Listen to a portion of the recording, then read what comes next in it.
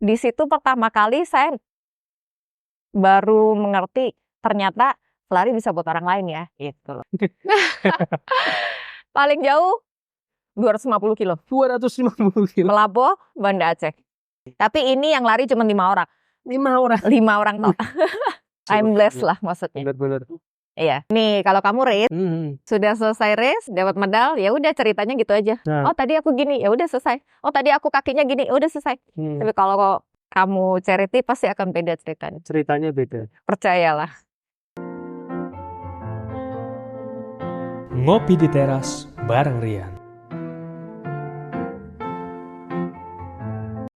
Selamat datang di Ngopi di Teras bareng Rian. Kali ini saya bakal ngobrol bareng Cik Carla. Ini Cik Carla adalah penggiat lari ya? Lari, betul. Penggiat lari Cik Carla ini. Kalau teman-teman yang hobi lari juga mungkin sudah kenal sosoknya Cik Carla. Kita sekarang bakal ngobrol-ngobrol soal kegiatannya Cik Carla yang sering pastinya tentang lari. Ya. Karena saya tergelitik karena melihat Instagramnya Cik Carla itu lari dengan charity. Oke. Nah, itu mungkin kalau saya sebagai awam tuh bingung sebenarnya Cik. Gimana sih kok orang lari bisa membantu? Oke. Itu loh Cik. Mungkin bisa diceritain awalnya dulu. Oke. Ini cerita background dulu kali ya. Saya hanya seorang ibu rumah tangga, jadi bukan pelari sebenarnya. Jadi bukan atlet. Bukan atlet. Oke, kebetulan aja hobi lari. Tapi awalnya memang saya itu olahraga bukan lari. Jadi saya baru lari itu di 2015. 2015. Jadi sebelumnya olahraga saya nge-gym tuh. Sampai suatu hari di satu titik saya berpikir kalau saya nge-gym terus mau jadi apa ya? Ya udahlah, ada teman yang nawarin lari nih. Nah, akhirnya ya singkat cerita saya mulailah lari saya di 2015. 2015. Nah, dulu saya taunya lari itu race, pokoknya lomba tuh. Ya 5 kilo, 10 kilo, 21 kilo, 42 kilo, full maraton itu kan. Nah, yang saya tahu hanya itu.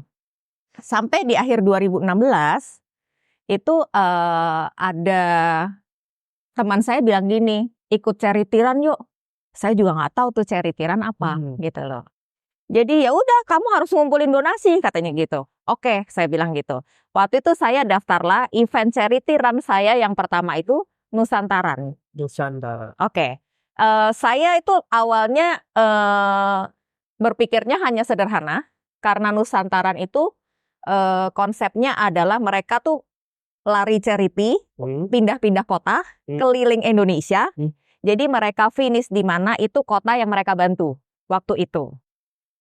Jadi saya pikir, wah dengan saya ngikutin terus misalnya seriesnya, saya keliling Indonesia nih saya. Sesederhana itu maksudnya. Pengalaman gitu. Dulu. Iya, saya hanya berpikir itu. Tapi saya waktu itu berpikir, wah jaraknya lumayan jauh ini. Karena charity itu biasanya ultra. Ultra itu jaraknya lebih dari 42. Nah, saya pikir bisa nggak ya gitu. Nah waktu itu, pertama kali itu jaraknya Cirebon Purwokerto 140 sekian kalau nggak salah. Itu sebelumnya belum pernah lari? Belum pernah sejauh itu. Tapi waktu itu saya nggak bisa qualified yang 140. Karena saya baru lari nih. Jadi waktu itu cuman boleh separuhnya. Jadi 70 sekian lah gitu loh kira-kira. Tapi terjauh juga. Itu juga terjauh pertama. Jadi saya pikir oke, kita coba nih gitu. Jadi saya nggak pernah berpikir bahwa gimana sih cara larinya 70 kilo itu. Akhirnya ya udah daftar aja, mikirnya nanti. Ya udah pokoknya latihan. Singkat cerita, finish pokoknya saat itu 2016 akhir. Nah, waktu itu kita bantu sekolah. Jadi dana yang dikumpulkan pelari itu untuk bangun sekolah di Purwokerto. Jadi kalau orang yang masih awam tentang charity run itu, kira-kira konsepnya gini. Kalau race itu kita daftar nih. Bayar, datang, kita race, dapat medal, udah selesai. Kalau race biasa. Kalau race biasa. Nah, kalau charity kita daftar, bayar, and then kita harus fundraising. Kita nyari donasi. Nah, itu yang lewat platformnya, entah kita bisa atau Ayo Bantu itu. Jadi donatur langsung ke sana. Kalau donate. Nah, itu uang donasinya itu bukan untuk kita berangkat atau untuk operasional, bukan. Jadi untuk benar-benar pure untuk mau dikasih ke siapa nih, gitu loh. Nah tadi contoh yang pertama, untuk bangun sekolah di Purwokerto nih. Jadi gitu memang Dapatnya segini, Yes. Itu kita hak mereka. kasihin langsung. Yes, betul. Nah, habis itu kita masih suruh lari nih. Sejauh yang itu. Kira-kira jaraknya ultra biasanya. Ya udah, biasanya kadang-kadang beberapa charity pun nggak ada medalnya. Jadi mereka cuman Pure charity. Jadi mereka cuman kasih, oh ini hasil bikinannya anak-anak sana, misalnya cuman apa gitu loh. Oke. Souvenir dari Nah, sana. kesan pertama saya waktu itu, waktu itu saya startnya siang sampai besok paginya. Jadi lewat malam. Itu pas finish 200 meter sebelum finish, anak-anak itu lari bareng saya masuk finish, yang anak-anak sekolah yang sekolahnya kita bantu itu. Nah di situ saya berpikir, gila ya, saya capek-capek dari siang panas sampai malam. Sampai itu waktu itu lewat trafiknya kan biasa jalan umum ya. Yeah. Sampai suara saya habis karena asap kendaraan itu kan lumayan ya maksudnya gitu. Buat mereka gitu. Jadi di situ pertama kali saya baru mengerti ternyata lari bisa buat orang lain ya gitu loh. Terharu banget juga. Iya, maksudnya nggak cuman buat sehat di kita, nggak cuman maksudnya bikin orang lain untuk sehat, tapi maksudnya bisa untuk bantu banyak orang gitu. Dan itu rasanya gimana sih? Waktu lari terus diiringin sama anak-anak tuh? Iya, jadi Feelingnya pas gimana? finish tuh saya peluk anak itu jadi kayak, aduh ternyata maksudnya saya dari siang sampai malam capek begini, ya buat mereka maksudnya gitu loh. Itu first feeling banget. Itu first feeling banget. Nggak terlupakan aja. Iya betul. Nah selanjutnya di tahun-tahun berikutnya mulailah banyak charity-run yang lain. Yang begitu, ya mungkin nggak cuma dari satu yayasan maksudnya gitu loh. Jadi banyak sekali charity-run yang ya udah saya ikutin sih. Ini terakhir kemarin saya di Bandung itu charity-run saya yang ke-25. Ke-25. Wah, aktif banget ya. Iya. Berarti udah berapa? Setahun itu setahun bisa 2 atau 3 kali lah mungkin. Iya, betul. Yang Run to Care itu? Nah, kalau Run to Care itu jadi kita bantu anak-anak di SOS Children Village. Itu sebuah gerakan berarti ya kalau Run to Care itu? Iya, betul. Jadi SOS Children Village itu suatu yayasan yang membantu anak-anak yang tidak dapat pengasuhan dari keluarganya. Penggagasnya dari? Oh, itu internasional. Dari negara mana awalnya? Saya kalau nggak salah Austria, kalau nggak salah. Tapi di Indonesia sudah lama. Udah 50 tahun lebih ya. Udah 50 tahun? Betul. Nah, jadi mereka punya village di beberapa kota di Indonesia. Nah, itu juga kira-kira sama. Kita ngumpulin donasi, tapi untuk balik lagi untuk SOS Children Village-nya. Jadi salah satu bentuk fundraising-nya SOS Children Village adalah Run to Care. Oh, salah satu itu. Iya, betul. Tapi untuk membantu anak-anak yang kehilangan pengasuhan orang tuanya. Gitu. Jadi memang beda ya, kayaknya misinya nggak sekedar cuman bangun sekolah apa, betul. Ya, spesifik kehilangan pengasuhan. Iya, kalau Run to Care iya. Nah, kalau Jelajah Timur itu biasanya larinya di daerah timur. Nah, itu untuk kesetaraan anak perempuan. Jadi anak-anak di timur itu yang kerja itu perempuan. Jadi mereka itu kering, kesulitan air, hampir bisa 2 tahun misalnya nggak hujan. Nah, tiap hari kan harus ngambil air. Nah, yang kerja itu anak perempuan. Waduh. Nah, di tengah mereka otomatis pulang sekolah kerja. Dari kecil itu anak? Iya, pulang sekolah kerja. Jadi pertama mungkin nggak punya waktu untuk pendidikan yang baik mungkin. Nah terus yang lebih parah lagi adalah saat mereka ngangkut air itu terkadang terjadi kejahatan seksual. Oh, pelecehan. Iya, jadi that's why kalau Jelajah Timur itu kita nyari donasinya untuk membantu membangun akses air bersih. Jadi ketika akses air bersih itu ada, ya mereka nggak perlu ngambil air lagi. Itu udah betul. Nah itu biasanya di daerah timur, gitu loh. Itu Jelajah Timur. Jelajah Timur itu baru mulai 2019. Yang Jelajah Timur itu 2019. Ya, dari 2019 mereka ada charity run namanya Memang kalau Jelajah nggak ada yang Timur. concern seperti itu, peristiwa seperti itu bakal lewat gitu aja kan, maksudnya Betul, nggak ada yang peduli. betul, Padahal sebenarnya itu benar-benar apa namanya, ya mengerikan ya kalau kita lihat. betul, betul, Cuman gara-gara nggak ada akses air betul. bisa menimbulkan sampai Ya. seperti itu. Kalau dari 25 event itu dari berapa gerakan sih, Carla? Ingat nggak sih?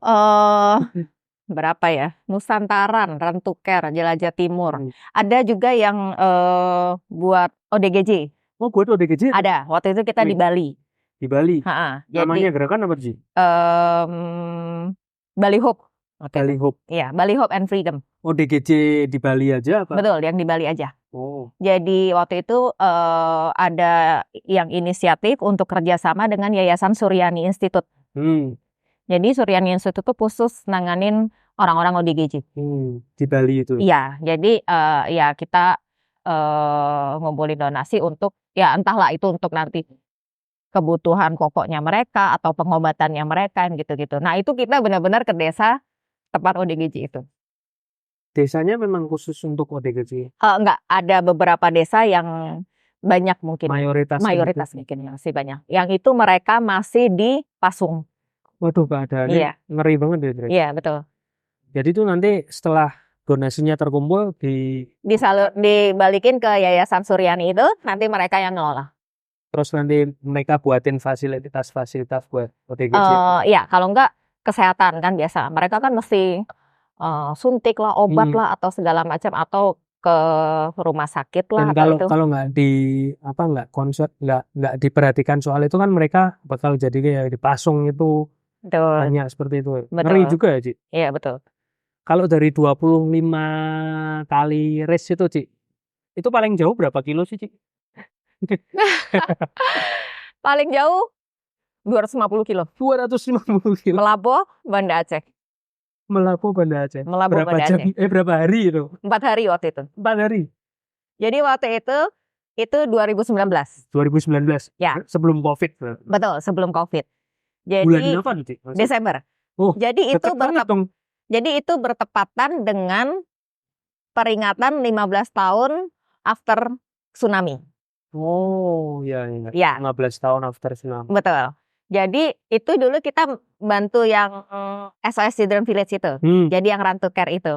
Tapi ini yang lari cuma 5 orang. 5 orang? 5 orang total. Jadi cuma inisiatif pelari untuk kita bikin ini di Aceh, maksudnya gitu.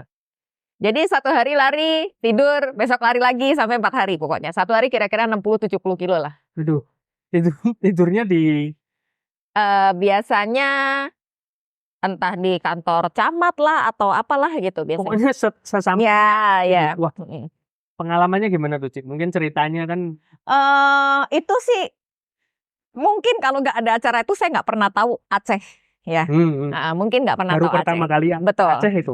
Baru pertama kali ke Aceh. Dulu kan terdengarnya Aceh itu mengerikan. Kayak apa namanya? Serem lah maksudnya ya. Ada banyak berita. Sama mungkin fanatik atau apapun ya maksudnya gitu. Tapi ternyata nggak seperti yang kita bayangin maksudnya. Memang kita secara pakaian memang harus ngikutin mereka. Artinya tertutup ya. Tapi yang bilang serem lah, fanatik atau enggak sih sebenarnya. Enggak seperti welcome banget. Terus jalannya sepi. Terus bahu jalannya gede. Jadi sebenarnya nyaman banget gitu loh. Sama sepanjang itu sih sebenarnya banyak warung ya. Jadi ya udah makan gampang maksudnya gitu. Menyenangkan sih sebenarnya, cuman ya memang sangat jauh. Itu kalau berlima itu kan nggak mungkin kan bisa berlima bareng terus gitu. Betul. Jadi kalau pas sendirian perasaannya gimana tuh sih?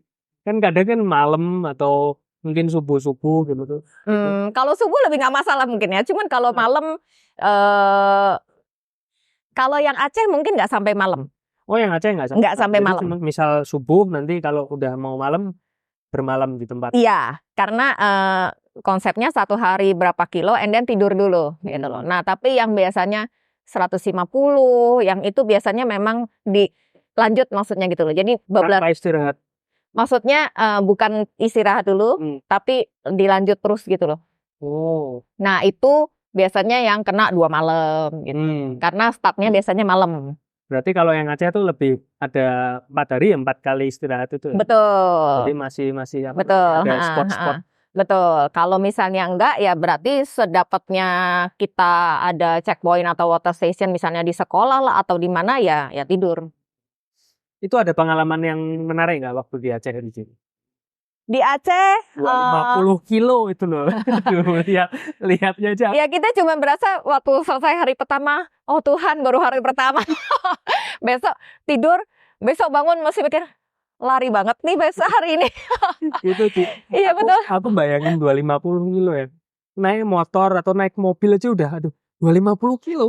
Ini Benar. pakai kaki. Iya. Tapi once kamu lihat, ya maksudnya ketika kamu finish and then merasakan itu tuh lebih, ya ada harga yang nggak bisa dibayar menurut saya ya. Nggak tergambarkan. Ya ada harga yang nggak bisa dibayar maksudnya. Gitu, kalau dengan digambarkan larinya.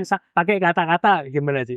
Ada nggak? Bisa nggak kira-kira? Eh, Feelingnya loh waktu finish yang 250 itu terjauh 250. itu paling jauh.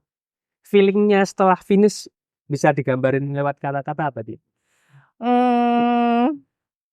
Ya I'm blessed lah maksudnya. Benar-benar.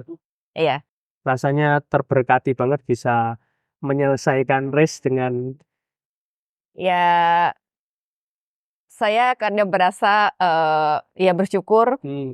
Mungkin nggak punya uang banyak buat bantu orang, tapi diberi kaki yang kuat untuk bisa menjadi saluran berkat untuk bantu orang ataupun menginspirasi lainnya lah ya, maksudnya untuk membuka mata mereka juga bahwa ya lu olahraga juga bisa bantu orang lah, maksudnya gitu loh, bukan cuma untuk kamu sendiri, maksudnya gitu. Kan suatu hari juga pasti aku nggak akan lari terus nih. Iya.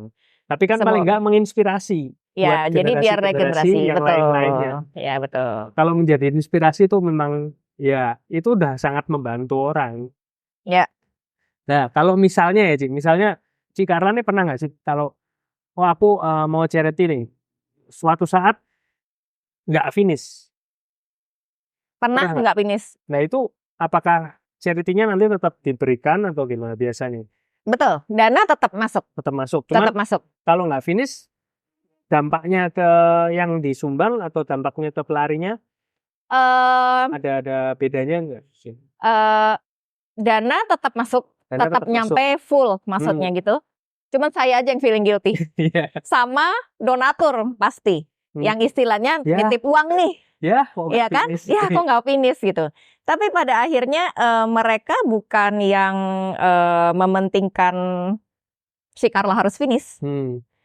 Ya mereka mungkin tahulah sepanjang jalan, sepanjang rute itu kayak apa, maksudnya gitu loh. Jadi kebanyakan ya lebih appreciate, lebih respect lah, maksudnya apapun itu keputusannya gitu loh. Karena kan ya tetap aja balik lagi kan harus tahu batasannya, itu ya maksudnya no mungkin kita memaksain diri kalau ada sesuatu. Ya safety first lah memang. Tetap baliknya harus ke keluarga kan gitu loh. Ya. Betul. Dari 25 charity race itu Ci, yang paling berkesan banget, yang pengalamannya mungkin. Oke, yang paling berkesan itu 2021 Larantuka Maumere. Larantuka Maumere. 150 kilo. Padahal 150 kilo, tapi lebih paling besar. Karena itu waktu itu sebenarnya adanya di 2020, tapi waktu itu COVID. Jadi mereka mundur di 2021. Tapi itu pun masih dalam suasana COVID, jadi kitanya harus masih masker. Screeningnya kuat. Betul, screening kesananya kuat. Terus nggak banyak pelari yang bisa kesana juga. Akhirnya berapa orang? Saya lupa berapa orang ya. Tapi jadi sedikit ya, Mbak? Iya, terus perjalanannya kan jauh kalau ke timur. Iya. Sangat jauh lah maksudnya. Kan kita udah plane by plane, terus nanti daratnya juga kan masih jauh. Betul. Nah terus waktu mulai sudah hujan. Betul. Dan tetap mulai, tetap start. Nah dengan keadaan gini full. Oh enggak, lari nggak pakai. Tapi maksudnya start hujan, udah basah, udah nggak enak. Nah, baru kilometer mungkin 40-an lah kali ya. Itu badai. Hujan badai.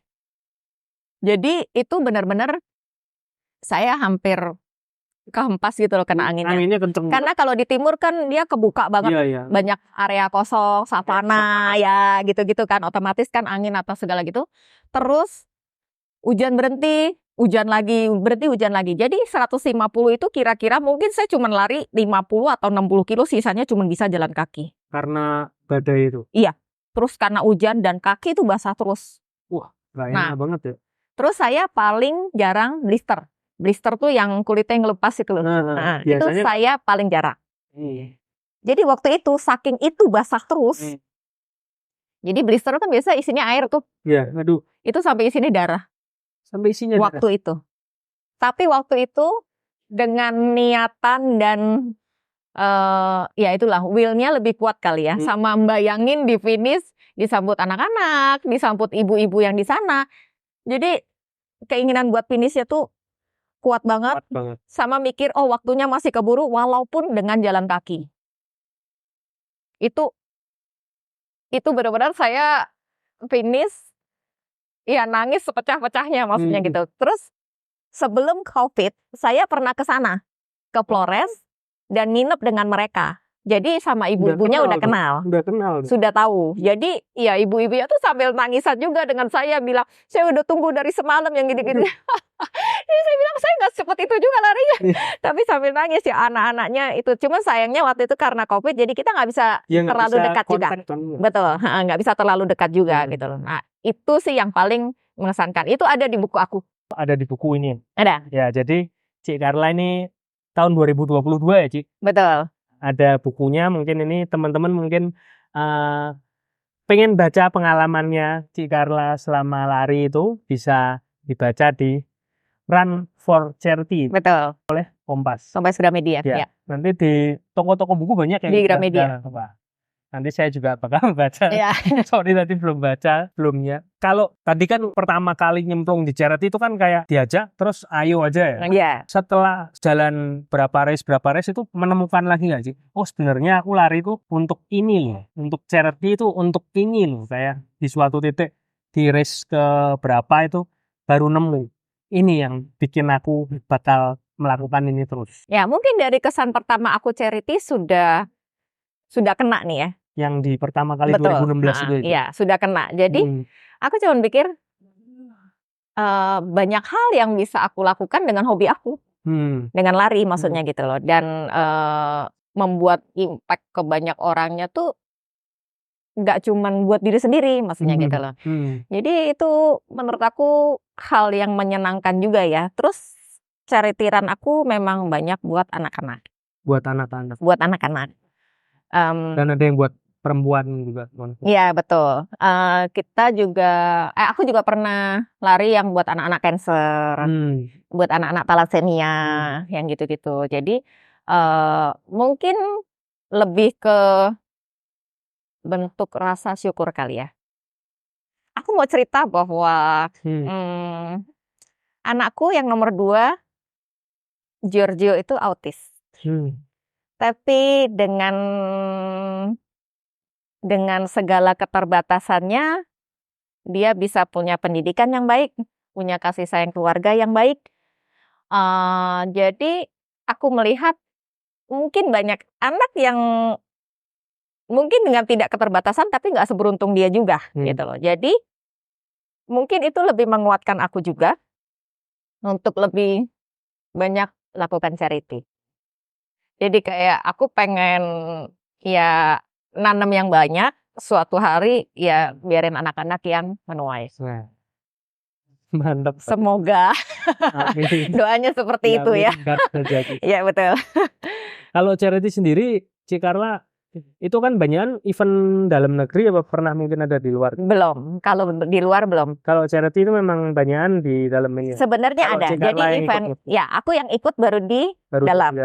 Sebenarnya di luar-luar ada kayak mereka bikin maraton, ada program charity-nya. Cuman ya aku cuman berpikir di Indonesia masih banyak yang perlu dibantu juga gitu. Ya, jadi belum berpikir untuk mulai dari negara kita dulu dong. Betul. Yang luas banget dan masih banyak bantuan. Betul.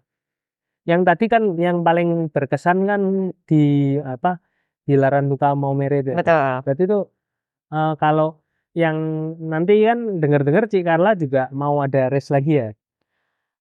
Kalau yang charity nanti Oktober di Lombok, itu yang Jelajah Timur. Itu mungkin bisa dilampirkan open donation-nya juga masih Oh, masih. nggak tuh? Nah, yang Itu. Jeltim tahun ini, Ya, itu boleh. yang Jelajah Timur tahun ini spesial karena kita lari satu keluarga. Satu keluarga? Yes. Berapa Jadi, kilo Ci? Saya 100, tapi anak-anak 12. Anak-anak dan suamiku 12 kilo. Jadi mungkin aku berpikir tahun ini adalah tahun yang paling memungkinkan karena tahun depan anakku udah kuliah mungkin lebih susah. Ya, udah itu ya. Ya, sama mereka lagi getol banget lari juga, lagi latihan terus. Jadi aku waktu itu cuma ajak mau nggak kita lari di Lombok maksudnya gitu. Tapi it's for charity ya. Nah, mungkin dari dulu dia sering dengar maminya tuh sering lari charity tuh ngapain? Jadi aku bilang harus cari donasi loh, nggak apa-apa katanya. Oke, kita cari donasi dengan begitu semangatnya. Gitu. Nanti jadi kita Oktober kita lari di Lombok, Jelajah Timur, yang buat kesetaraan anak perempuan, betul, akses air bersih dan kesetaraan anak perempuan itu. Nah, kalau mau donate boleh. Ya, nanti saya minta linknya. Betul. Saya taruh di situ. Betul. Nanti tolong itu lewat kita bisa. Ya, tapi itu linknya sudah satu family, jadi bukan buat pribadi. Jadi kita nyarinya bareng-bareng nih berempat. Nanti bisa diklik betul. Kan, ya. nanti bisa didonate di situ. Ya. Itu berarti pertama kalinya charity sekeluarga. Ya. Yang lari bareng. Betul. Tahun ini baru pertama. Iya benar. Ya puji Tuhan lah, maksudnya anak saya juga akhirnya mikir ya lari juga nggak cuma buat dia kan. Jadi buat bisa banyak. Jadi sudah mengajarkan ke anak buat lari ini nggak cuma buat seneng-seneng. Betul. Bisa membantu. Betul. Kalangan luas juga membantu. Betul. Ini nanti di Lombok berapa orang bantu? Di Lombok itu kalau saya nggak salah 80-an orang. 80 orang kalau nggak salah.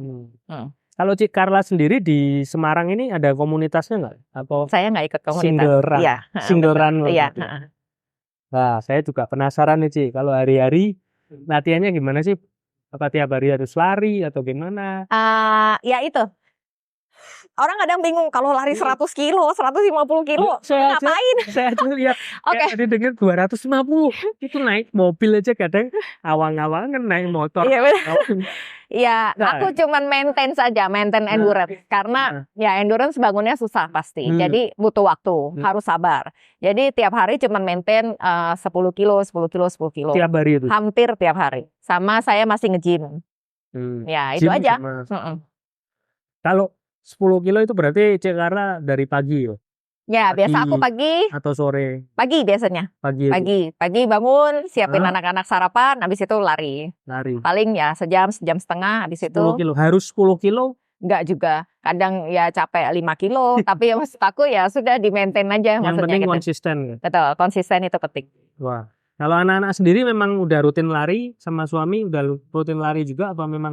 Baru ini. Baru tahun inilah gitu loh.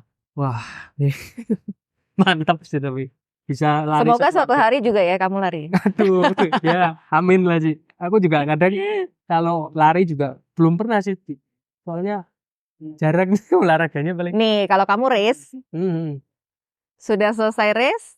Dapat medal, ya udah ceritanya gitu aja. Oh tadi aku gini, ya udah selesai. Oh tadi aku kakinya gini, ya udah selesai. Tapi kalau kamu charity pasti akan beda ceritanya. Ceritanya beda. Percayalah.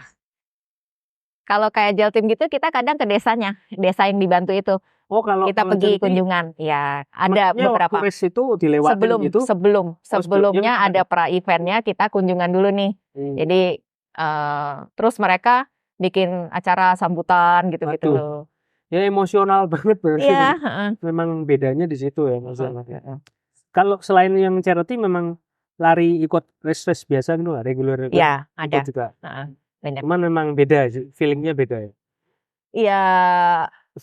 Ya itu tadi. Ya itu tadi ya maksudnya ceritanya cuman ya sudah cerita sepanjang perjalanan itu gitu loh. Tapi mungkin akan ketemu dengan orang-orang yang berbeda juga menurut saya. Tipikalnya yang lari beda pasti. Betul. Jadi yang mungkin yang sudah terjun di charity itu mikirnya udah beda mungkin ya. Jadi bukan mikir aku mesti cepet-cepetan, mesti selesai jam segini, mesti apa-apa. Enggak. No. Memang beda. Betul. Jadi lebih fokus nyari donasi gitu loh maksudnya. Dan larinya ya seandainya nggak kuat pun DNF do not finish ya sudah maksudnya gitu loh. Yang penting aku udah bantu nyariin donasi. Dan sudah sekuatnya. Iya betul. Maksimal fisik. Kalau filosofi lari sendiri buat Cik Carla ada nggak kayak lari itu untukku adalah apa? Apa ya? Aku selalu bilang kalau lari itu mungkin ada finishnya. Lari itu ada finishnya. Betul. Tapi berbuat baik itu tidak pernah ada finishnya. Berbuat baik tidak. Untuk itulah charity terus jadi. Amin. Sampai nanti. Amin. Nggak ada finishnya pokoknya. Betul.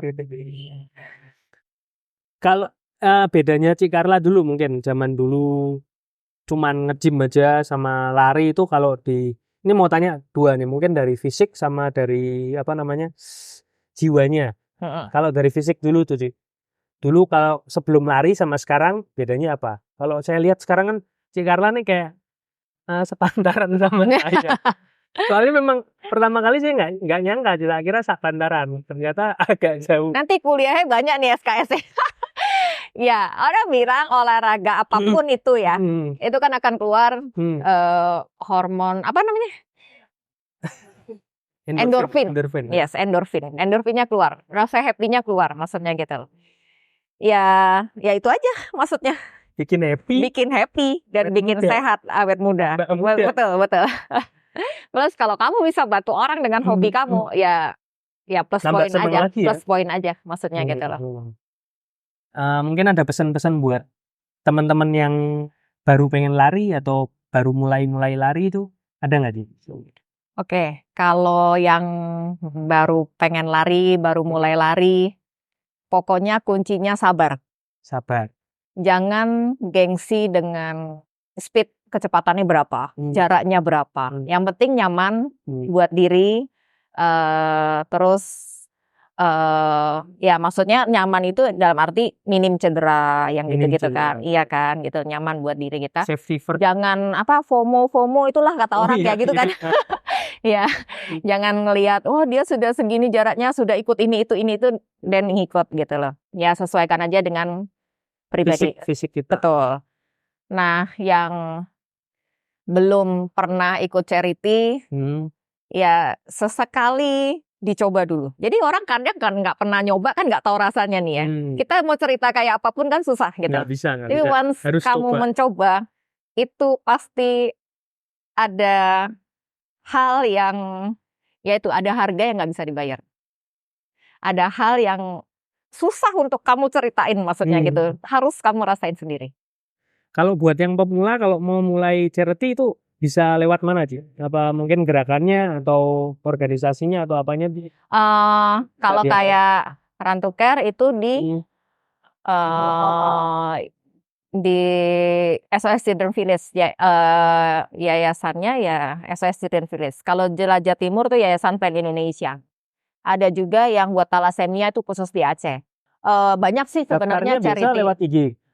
Mereka punya medsos masing-masing kan, berbagai macam charity itu. Berarti nanti tinggal hubungin medsosnya. Tinggal buka, biasa mereka buka registrasi kapan, and then coba itu. Cuman ya biasanya ada macam-macam jaraknya, jadi kriteria betul mungkin ada syaratnya lah, kamu mesti qualified-nya. Kalau untuk pemula Pemula biasanya ada yang jaraknya di relay. Jadi misalnya 150 dibagi 3, jadi seorang 50 misalnya gitu. Mungkin yang baru-baru gitu. Atau dibagi 4, satu orang 25 misalnya gitu. Oh bisa digituin? Ada yang beberapa charity begitu. Oke. Jangan lupa like, subscribe, dan komen di channel ini. Dan bisa di follow IG-nya Cik Carla. Mungkin nanti ditampilin di sini. Dan jangan lupa buat teman-teman yang pengen mulai lari, baru mau lari juga, apa udah mulai lari cuman baru-baru, terus pengen lihat inspirasinya dari Cik Carla, bisa baca bukunya ini, beli di Gramedia atau di toko-toko buku terdekat sudah ada. Gitu aja. Makasih Cik. Terima kasih.